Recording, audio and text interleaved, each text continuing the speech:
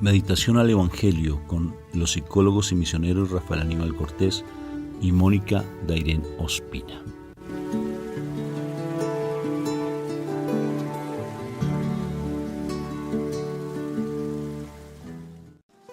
Bueno, Dios me los bendiga. ¿Qué tal, mi amor? ¿Cansadito un poquito? Sí, un poquito. Poquito, pero espiritualmente ¿qué? Bien. Motivada, encendida en victoria y con tendencia a mejorar. Amén.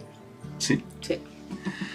Bendito sea el Señor por todos los días que nos regala, porque todos los días son una oportunidad espectacular para crecer en el amor de Dios. Todos los días son una oportunidad maravillosa para crecer en el amor de Dios. Bendito sea mi Dios. Pero lo precioso es que a pesar de que se pueda tener un cansancio físico, lo importante es que el cansancio espiritual no esté. La espiritualidad es lo más importante en nuestras vidas, llegar al día en que podamos descansar. Bueno, empezamos este momento entonces invocando a la Santísima Trinidad. ¿Te parece, mi amor? Que este momento sea sagrado. Por la señal de la Santa Cruz de nuestros enemigos, líbranos, Señor, Dios nuestro, en el nombre del Padre, del Hijo y del Espíritu Santo. Y el pueblo de Dios dice amén, amén y amén. Padre eterno, yo te doy gracias por este día, por este momento, por este espectacular presencia tuya. Te doy gracias porque sé que eres tú quien nos permite este momento de poder compartir tu palabra. Porque es un privilegio compartirla, Padre. Es un privilegio, Papito Dios del cielo. Por eso yo te doy gracias, Papito Dios, por tanto amor y misericordia que tienes para con nosotros. Te alabo y te bendigo, Padre. Que tu presencia sea viva en nosotros, que tu presencia sea efectiva. Por eso necesitamos en este momento, Papito Dios, que tu palabra se viva aquí en nuestro corazón, se viva aquí quede aquí atesorado en nuestra mente, Papito Dios del cielo. Quede aquí muy en lo profundo de nuestro corazón atesorado. Gracias, Padre, gracias, Papito Dios, porque poniendo tu palabra por obra, nosotros cada vez más vamos formándonos en esa santidad para estar en tu presencia viva. Gracias, Papito Dios, por tu amor y misericordia. Amén, amén y amén. Amén. Palabra, mi amor, para el día de hoy. Vamos a leer el Evangelio de San Marcos, capítulo 6, versículo 14 al 29.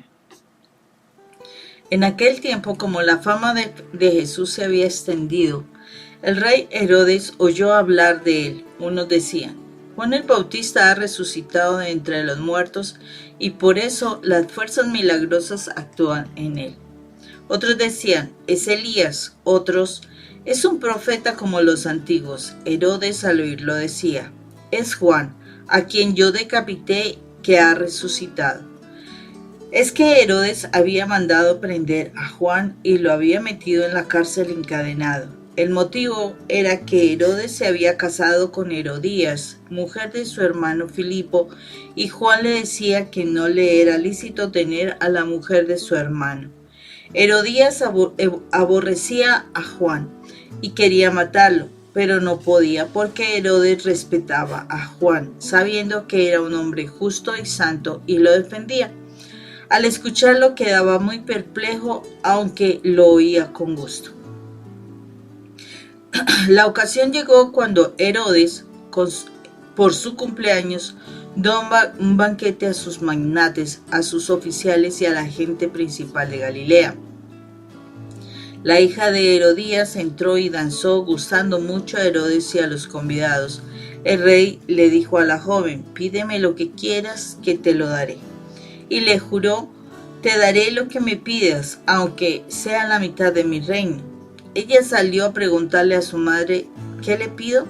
La madre le contestó: la cabeza de Juan el Bautista. Entró ella enseguida a toda prisa, se acercó al rey y le pidió: quiero que ahora mismo me des en una bandeja la cabeza de Juan el Bautista. El rey se puso muy triste, pero por el juramento a los convidados no quiso desairarla. Enseguida le mandó a uno de su guardia que trajese la cabeza de Juan. Lo decapitó en la cárcel, trajo la cabeza en una bandeja y se la entregó a la joven. La joven se la entregó a su madre. Al enterarse, sus discípulos fueron a recoger el cadáver y lo pusieron en un sepulcro. Palabra de Dios. Gloria a ti, Señor Jesús. ¿Qué te parece, mi amor? Bueno, que la historia es bien triste, la historia es bien complicada y fuera de eso, la historia nos habla de cómo nosotros muchas veces buscamos desagradar a las personas, no importando nuestros valores, no importando nuestras creencias, el respeto que podamos tener a alguien, el daño que le podamos, que pensemos de pronto hacer a alguien, no, a veces no importa, sino que estamos muy pendientes de agradar, de obtener la aprobación de personas. Y este es el caso de nuestro rey Herodes, que se sentía además culpable, porque cuando uno se siente culpable, uno como que ese pecado le grita a uno en lo que uno ve. Y en este caso, viendo y escuchando lo que se decía de nuestro Señor Jesucristo, él creía realmente que Jesús era como una resurrección de Juan el Bautista, precisamente, porque una encarnación porque hacía las cosas, se supone que hacía Juan, ¿sí? Que Jesús era una encarnación de Juan el Bautista, precisamente porque hacía cosas o decía cosas que Juan el Bautista decía. Pero pues ya sabemos que la situación no era tal. Al contrario, Jesús muy claramente habla de Juan el Bautista de manera diferente. Pero bueno, el asunto está en que Herodes, al hacer esta situación, al mandar a matar a Juan, ¿sí? Herodes, sí. Se siente culpable. Y es curioso cómo el texto como que nos viene a explicar las razones, o sea, a decir las razones por las cuales Herodes terminó haciendo tremenda atrocidad. Y es cuando Herodes todo se mantuvo bien, o sea, él trató de defender las cosas a pesar de que él sabía que Juan le decía que lo que había hecho era incorrecto, el casarse con su cuñada, por decirlo así. Él sabía que le hacía lo incorrecto, pero aún así él respetaba a Juan y demás. Pero tremendo como él, después de una promesa, porque fue una promesa, termina dando gusto al mal, termina dando gusto al enemigo, ¿sí? Tenemos que tener muchísimo cuidado con las promesas que estamos haciendo en nuestra vida. A veces yo le prometo que si usted se porta mal le voy a dar tremendo castigo. Qué promesa tan terrible, porque, o sea, la persona, el niño, generalmente cuando se hace ese tipo de promesa, o una persona en condición más baja que uno, o sea, en cuanto a debilidad, en pequeñez, no sé, la persona queda marcada por esas promesas y uno también, porque significa que esa promesa que tú haces, tú tienes que cumplirla. Acordémonos que las promesas son sagradas, las promesas se deben cumplir. Aquí la palabra no nos lo dice, pero sí la palabra en otro texto nos estará diciendo que tú sí seas sí, que tú no seas no, pero las promesas son sagradas, las promesas deben cumplirse.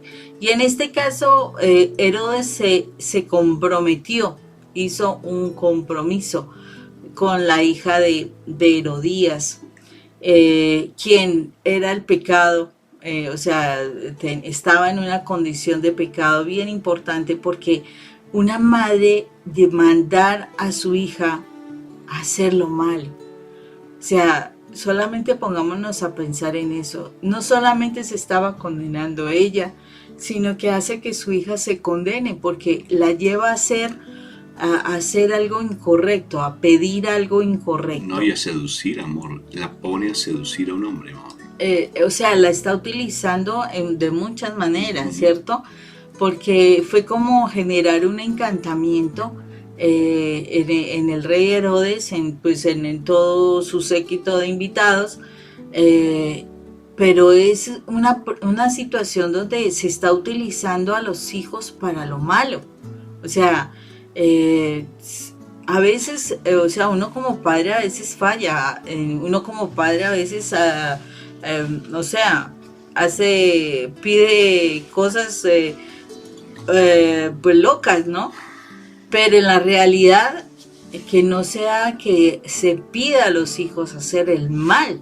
Y aquí Herodías no le importó, o sea, tal egoísmo de Herodías, tal pecado de Herodías, que no le importa lo que estaba sucediendo con su hija. O sea, ella, uno dice, no, ¿será que no era del pueblo de Dios como para pedir semejante cosa? Queda uno así como asombrado. ¿Qué pasó con esta mujer que no le importó la situación de su hija y al contrario, o sea, la utilizó en sus planes? Aparte de eso, o sea, uno puede decir, bueno, ¿y qué le pasó a Salomé, la hija de Herodías, que se dejó utilizar para esto? ¿Qué sucedió? O sea, ¿por qué pide algo tan aterrador, tan terrorífico? ¿Por qué se dejó usar así? ¿Qué quería ella obtener de su mamá? Porque le está haciendo o sea, como que le quiere agradar a su mamá, porque aquí pareciera que hasta dónde vamos a agradar al ser humano. Y esta chica hace las cosas para agradar a su mamá. O sea, Herodías para agradar a la chica para agradar a la mamá, y fuera de eso Herodías para agradarse a sí misma y saber que ella tenía el poder. Impresionante cómo todo un grupo familiar se destruye simplemente por no tener, o sea, no tener claridad en los principios, en los valores espirituales realmente que nos pueden llevar a todos a crecer, ¿no? Aquí todos se perdieron por la situación que se hizo. Impresionante porque a veces los hijos, por agradar a alguien que me dé beneficios, termina haciendo cosas incorrectas. Un hijo que agrada a su padre porque su padre lo ha maltratado, lo ha castigado, lo ha rechazado. Y un padre que lleva a ese hijo a que responda a la mamá, que golpea a la mamá, que vaya y tome, que vaya y haga lo incorrecto, lo impuro, lo inmoral, solo por agradar al padre. Y el padre no se está dando cuenta del pecado en el que está, sino que solamente le importa querer hacerle daño a la mamá, porque son casos que nosotros conocemos que han pasado, si no es lo contrario. Entonces, ¿a quién estamos agradando? ¿A quién estamos agradando en nuestra vida para que nosotros estemos haciendo tremendas cosas que a veces no nos damos ni cuenta? Queremos agradarnos a nosotros mismos, entonces queremos que el esposo haga muchas cosas para uno. Y entonces, o sea, cuando nosotros buscamos agradarnos, agradar a personas, muchas veces lo que estamos haciendo es endiosar a la persona y nosotros llegar a cometer errores gravísimos en nuestra vida que se tienen que corregir en un largo proceso, con un alto costo para poderlos corregir, pero de que se pueden corregir, ¿no? Claro que sí, porque la esperanza es que la vida está, la muerte, y después de la muerte no hay esperanza, ya perdimos todo perfectamente, perdemos todo, pero hay una esperanza muy grande. Bueno, y mira lo interesante. La paga del pecado es la muerte, dice la palabra, ¿verdad? Que la paga del pecado es la muerte. Y fíjate lo interesante, amor. ¿Te acuerdas que hicimos un video que se lo recomiendo? Lo pueden ustedes ver, se llama la parentalización de los hijos. Hijos parentalizados. Mírenlo, muy bueno. Porque habla de cómo los hijos, de una u otra forma, uno le hace daño a los hijos cuando uno los parentaliza. Todo es una cadena de pecado. Todo todo. Es una cadena de pecado. Herodías, esposa de Filipo, el hermano pues de Herodes Antipas, porque él es Herodes Antipas. Herodes el Grande es el papá. Creo que tenían 3 hijos, ¿sí? Pero que conozco Herodes Antipas, que es el Herodes que le quita la cabeza a Juan, y Herodes Filipo, el esposo de Herodías. Entonces ya hay pecado. Y ese pecado lleva a otras cosas más grandes. Fíjense, ese pecado lleva a que se parentalice la hija y se seduzca y ponga a la hija, con una palabra fuerte, porque la lleva prácticamente a un estado de prostitución, para que ella seduzca con su baile. Entonces dices que, ¿y qué implica la seducción? Un espíritu de lujuria, Moni, a tal punto que Herodes Antipas lleva a sentir tanto placer, Moni, que no le importa cometer un homicidio. Un homicidio. ¿Por qué? Por el pecado. Fíjate toda esa cadena tan impresionante. No le importa absolutamente nada. Incluso falla a su sentir, porque su alma le alcanza a decir no lo hagas, porque él sintió tristeza, igual que le pasó cuando estuvo Poncio Pilatos con mi Jesús. La esposa de Poncio Pilato le advirtió a Poncio, le dijo que ella había tenido un sueño, él sintió tristeza y se lavó las manos. Se dejó llevar simplemente por el pensar de los demás, por lo que él había dicho. Igual le pasó al primer rey de Israel, que fue Saúl. Saúl, por miedo al pueblo, falló a lo que sentía en su corazón, a lo que Dios le había dicho, tuvo miedo por el pueblo y falló. Sí, y por eso perdió su condición de ser rey. El pecado es una cadena que si uno no lo frena, se va convirtiendo en cosas mucho más grandes, hasta tal punto que la mente se entenebrece, dice la palabra. Y todos estos personajes, Herodías, Salomé, la hija de Herodías, la que baila, Herodes, entonces fíjense que pierden todo su entendimiento porque se entenebrece, el pecado entenebrece la mente. Y por más sentimientos que hayan en el corazón de pesar, de tristeza, de que eso no se puede hacer, la mente entenebrece tanto, está tan entenebrecida, Satanás entenebrece, que Dios lo reprenda, que entenebrece tanto la mente que la gente muere, pierde su condición y llevan a cometer atrocidades. Por eso en la relación de pareja, Moni, cuando una persona se va de la casa, empieza su mente a entenebrecer, que pone a la familia a pasar necesidad, a pasar hambre, a sufrir. No le importa absolutamente nada y hace que las personas mueran espiritualmente. Los hijos no quieren saber nada de Dios. ¿Por qué? Porque la situación de los padres. Y es realmente, he conocido historia, incluso antenoche conocí una historia impresionante, Moni, de cómo un papá hace pasar hambre a sus hijos, y su hija, por ejemplo, es citado, y el papá la hace pasar en una necesidad tremenda, hambre, y como que se complaciera para que ella aprenda cómo es la vida, ¿sí? Y tiene que aprender a ser una mujer de sufrimiento, fuerte, y la hace pasar una necesidad. Falta de misericordia. ¿Por qué? Porque su mente está entenebrecida, porque el pecado ha ido creciendo, Moni. Impresionante. Sí.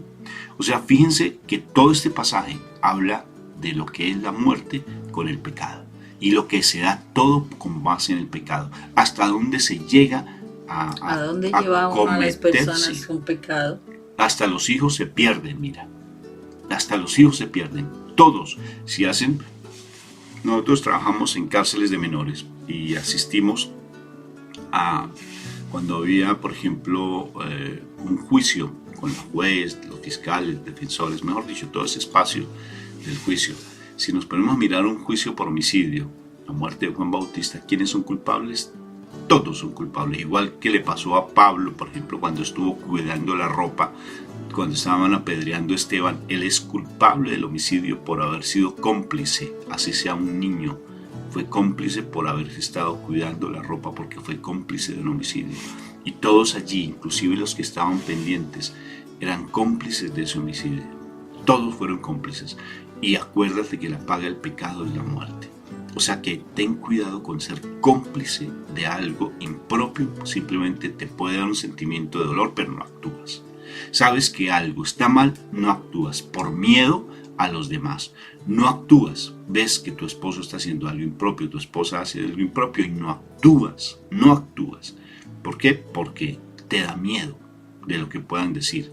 Por ejemplo, bien conocemos casos de hombres que tienen negocios ilícitos, negocios impropios, o mujeres tal vez, pero generalmente el hombre tiene negocio ilícito y la mujer de una u otra forma se queda en silencio con respecto a sus negocios, igual que los hijos. Nosotros conocimos muchos casos de chicos de que los papás de una u otra forma permitían que los chicos robaran, hicieran cosas porque ellos tenían pues un bienestar. Sí, en su casa tenían un televisor muy grande de pared a pared, tenían muchas cosas, unas camas inmensas, unas cosas tremendas, un juego de salas hermosísimos. ¿Y por qué? Por producto del robo. Y sus papás eran complacientes frente a lo que sus hijos hacían. Inclusive les prometían muchas cosas cuando iban a visitarlos allí en la cárcel. ¿Por qué? Porque la paga del pecado es la muerte, porque la paga del pecado es la mente entenebrecida, una muerte espiritual. Entonces fíjense que esta enseñanza es tremenda. De verdad nos dice, ten cuidado, porque en tu interior siempre va a haber un sentimiento que te dice algo que está mal. Entonces actúa, como dice la palabra, porque tú eres una atalaya. Busca en la Biblia, dice atalaya, búscalo. Y lee lo que dice el profeta. Es un vigía, la atalaya es una torre de vigía, lo que dice Ezequiel, creo que está en Ezequiel, sobre lo que habla de la torre de vigía, porque si nosotros somos cómplices de algo, tarde que temprano lo vamos a pagar. Entonces no parentalicemos a los hijos, no los llevemos a cometer cosas impropias, no llevemos simplemente por tratar de satisfacer nuestro pecado, por tratar de callar a alguien que nos está diciendo la verdad, simplemente llevar a nuestros hijos a cometer cosas impropias, porque esa es la enseñanza, bien, como tú al principio decías, Moni. Tal vez por el pecado que estamos cometiendo empezamos a simplemente a llevar a nuestros hijos a hacer cosas que no son adecuadas. Y miremos, Rafa, que precisamente entonces después de eso Herodes lo que sentía era culpa porque como que su mente le estaba diciendo que él fue lo que tú hiciste. Entonces tenemos que tener cuidado frente a eso, porque si yo digo, si Herodes tenía ese sentimiento de culpa es porque el Señor lo estaba diciendo, arrepiéntete, ¿no?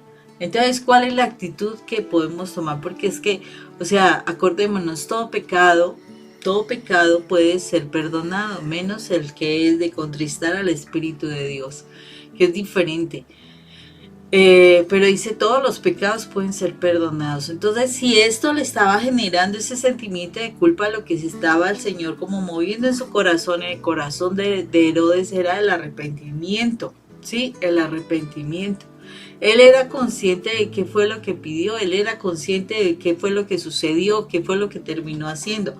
La pregunta será, y aquí el pasaje no lo dice, ¿hasta dónde Herodes realmente se arrepintió de esa acción que cometió? Porque aquí el corazón le estaba informando. Pero a mí me da la impresión de que él no se arrepiente. ¿Por qué razón? Porque posteriormente a eso, él persigue a Jesús, ¿cierto? Entonces, al perseguir a Jesús nos está diciendo que lo que quiere es como callar esa voz que le está haciendo entender que tiene ese sentimiento de culpa, ¿no? Él quiere callar esa voz posteriormente. O sea, vemos cómo Herodes también hace su parte frente a las persecuciones de nuestro Señor Jesucristo. Pero mira, sigue con la idea y te digo algo interesante. Entonces, precisamente, es como esa cadena, lo que Rafael decía, es como esa cadena. Entonces, cometo estos errores y quiero seguir, y como que para tapar estos errores voy a hacer cometo otros errores más grandes y posteriormente otros errores más grandes. Y tengamos presente que él participó precisamente para que Jesús fuera llevado ante Sí, Pilatos, ¿no? pero ahí va ese punto donde acabas de llegar, amor. Fíjate que tuvo la oportunidad, porque Dios siempre da la oportunidad de la gente se arrepiente, se convierta. Mm, Tuvo la oportunidad. Él de una u otra forma perseguía, es que es una ambigüedad, el pecado lleva una... Por ejemplo, ¿qué significa la mente entenebrecida? O sea, que la mente no comprende nada y se pasa a estados de lucidez espiritual a estados de oscuridad espiritual. O sea, parece un yoyo espiritual. ¿Sí? Un yoyo espiritual, ¿no? O sea, un día cree que lo que está haciendo está muy bien y es todo lo del mundo. Y otro día quiere estar espiritualmente muy bien porque él de una u otra forma estaba fascinado con Jesús. Lo perseguía, ¿sí se dan cuenta de la ambigüedad? O sea, lo contradictorio de su actitud, lo perseguía. Y cuando él tuvo la oportunidad, porque tuvo la oportunidad de salvar su vida, cuando vino mi Jesús, y si hubiese él liberado, porque tuvo la oportunidad de liberar a mi Señor Jesucristo, no lo hizo, no lo hizo. ¿Y por qué? Porque siempre, cuando el pecado, mira, el pecado siempre está pendiente de lo que los demás dicen. En la presión de grupo, la presión de todo, la presión de cualquier cosa. agradar al mundo. Agradar al mundo, agradar a ese hombre, agradar a esa mujer, agradar a los hijos. Entonces nos permitimos cosas impropias precisamente por eso. Y Herodes tuvo la oportunidad, porque Dios siempre da la oportunidad para que uno cambie su actitud, la cambie. Se le presentó el mismo Jesús de Nazaret y él lo admiraba, a pesar de que lo perseguía. Es un comportamiento rarísimo. Lo perseguía y luego él quedó admirado, como un loco sale y lo busca a ver que hiciera un milagro en ese momento, y en ese momento lo suelta para que vuelva donde Herodes, donde Pilato.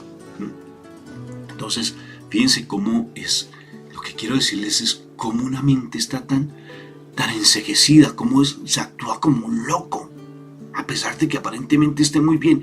No, una mente entenebrecida, el pecado lleva a tener una mente así de que a lo bueno le dice malo y a lo malo le dice bueno. Le actúan de una manera tan impropia. Yo me pongo a pensar, cuando yo estaba así, es increíble, uno hace unas cosas. A mí hasta me da pena a veces contar cosas que le hemos contado en unos retiros de las bobadas que uno hace, Moni. Pero es increíble. Precisamente, Rafa, eso es algo que es interesante que hayas hablado de eso. ¿Por qué razón? Porque muchísimas veces las personas se reúnen, o sea, se relacionan y se mantienen en una relación porque supuestamente no es divertido, es sensacional, es yo no sé qué. O sea, inicialmente eso es lo que también lleva al pecado, ¿no? Eso es una cosa maravillosa, nos podemos divertir, podemos hacer mil cosas y inicialmente es como la trampa, o sea, hace que se vea todo maravilloso, espectacular, se siente gran placer, se siente gran satisfacción, lo que sea. Pero esa es la forma como el enemigo lo atrapa a uno para que uno termine dándole gusto a todo lo que es de la carne, porque le da gusto a los ojos, porque le da gusto al sentir, o sea, al placer como tal, a la carne y también a la vanagloria. O sea, queremos que esa persona, sí, entonces yo te apoyo y entonces tú me reconoces, ¿sí? Entonces, como que se va alimentando uno, o sea, se alimenta la persona que te lleva a esto, pero también uno se alimenta porque se obtiene como, sí, me aprobaron, entonces me valoran, ¿sí? O sea, es una trampa donde uno queda súper enredadísimo, de verdad, y salir de eso requiere trabajo. Y uno piensa y miramos en los hogares, a veces uno cree que simplemente por hacer unos rosarios nomás eso es suficiente para restaurar toda una familia. Y no, o sea, miremos toda la trampa tan impresionante que el enemigo tejió, y es una trampa que se tiene que desbaratar completamente desde la raíz, y eso implica un trabajo muy fuerte, muy exigente para romper uno con esa forma de vivir, de pensar, de actuar desde lo del mundo. Y no es que la otra persona cambie, no, es que yo pueda ser libre de esas trampas del enemigo y así poder llevar a mostrar a otra persona que se tiene que esforzar para alcanzar libertad. Entonces es bien tremendo la trampa del enemigo, porque es verdad que el mal no quiere soltarnos, el mal nos tiene más que enredados, no nos quiere soltar, entonces ahí es donde nosotros tenemos que entrar a mirar qué pasó. Bendito sea el Señor por la palabra. Que Dios nos ilumine cada vez más para que esa mente entenebrecida por debido al pecado que podamos tener no esté en nosotros. O sea, cortemos la raíz de la mente entenebrecida, que es el pecado. Y eso solamente viviendo realmente la palabra de Dios. Bendito sea el Señor. Un abrazo fraterno para todos ustedes. Dios me los bendiga. Dios los bendiga.